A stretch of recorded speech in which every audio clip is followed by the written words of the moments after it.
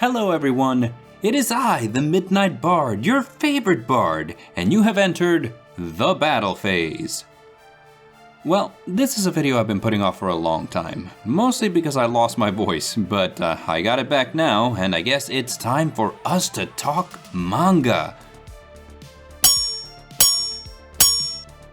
So picture this, you've landed your dream job, your coworkers are nice, the benefits are great, it's an environment fueled by friendly competition, and there's even a cutie in the cubicle over that could spell an office romance if you play your cards right. It doesn't get any better than this. Well, until you realize that you'll never use any of your benefits because you'll be clocking in so many hours, your nice coworkers are all so burnt out that they're practically brain dead. The friendly competition has long devolved into arguments over who's clocking in more overtime, and the cue to the cubicle over, well, the less we say about that the better. This is a family site. Akira Tendo is a wage slave.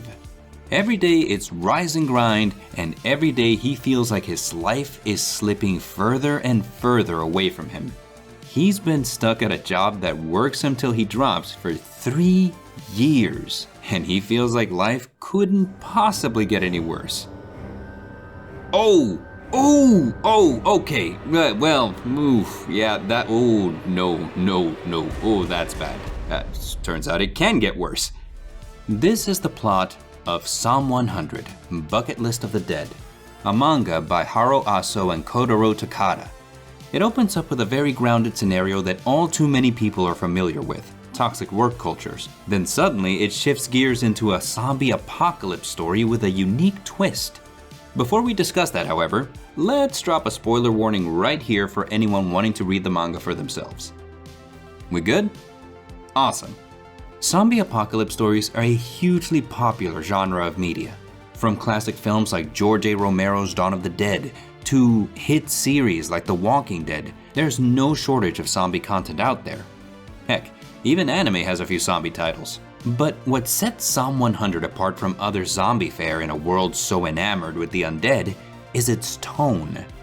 A majority of zombie media leans to the side of horror. Characters are often forced to make life or death choices.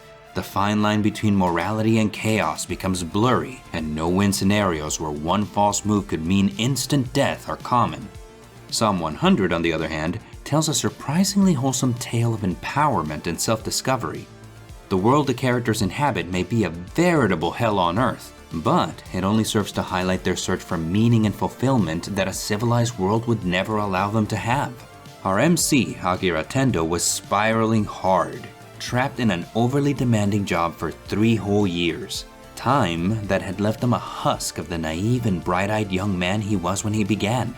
One day, he wakes up to find that the world ended while he was sleeping, with a zombie pandemic spreading throughout the world overnight.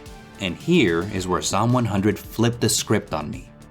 Usually whenever a zombie pandemic starts in a story, it drives our characters into a mode of self-preservation, doing everything they can to stay alive, being terrified of the monsters around every corner. Our main character Akira has been so desensitized to everything in life, from pleasure, from rest, from satisfaction, from everything because of his horrible job, that the zombie apocalypse feels like the best thing to have happened to him in a long time. Instead of being shocked, panicked, and terrified by his predicament, he takes it surprisingly well. The world he knew is suddenly gone, and that means that so are all of the things that have been enslaving him. There's no longer any need to make nice to clients just to keep them happy, to keep your head down while your boss berates you, or to waste your life away bound at an office desk. The joy that our main character feels is highlighted by artist Kotaro Takada's art. It is a masterclass of juxtaposing the grim world of a zombie outbreak with the comedic antics of a character overjoyed with the overabundance of freedom he suddenly finds himself with.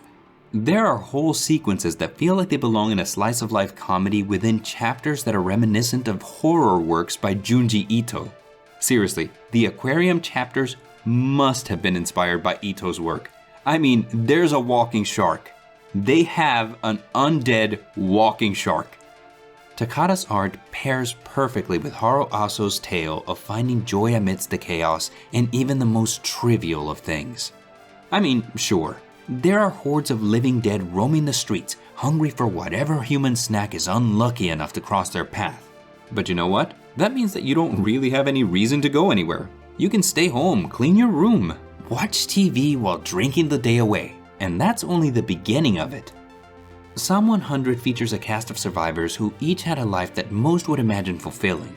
Good jobs with great benefits, wealth, education, prestige, even dates with supermodels. And yet, for as perfect as these lives appear on the outside, they're often little more than gilded prisons. To these characters, the end of the world is the beginning of the lives they never knew that they could have. And they each embark on quests to experience all of the things they've been putting off while in the pursuit of what they thought they needed, crossing each of their new experiences off of their bucket list of 100 things to do before becoming a zombie themselves. Each chapter is a wholesome mix of humor, adventure, and heartwarming moments as Akira, his buddy Kencho, and the pragmatic Shizuka experience a bevy of things that would seem trivial in a normal world. From pigging out at a sushi restaurant, to chasing childhood dreams like becoming a superhero, to simply drinking a few beers with your pals. All of this against the backdrop of a zombie apocalypse. Zom100 subverted my expectations in a fun way. Instead of the dreary hopelessness and dread that permeates zombie titles, it tells a story of self-exploration, of empowerment, and of pursuing the small joys that become lost in the day-to-day. I recently found out that an anime adaptation of this title is going to drop in July, so I'm excited to see what that's like. I think it's going to be a lot of fun. So tell me, have you read Zom100? Let me know in the comments. If you like this video, do me a favor and leave a like and share it with a manga lover you know.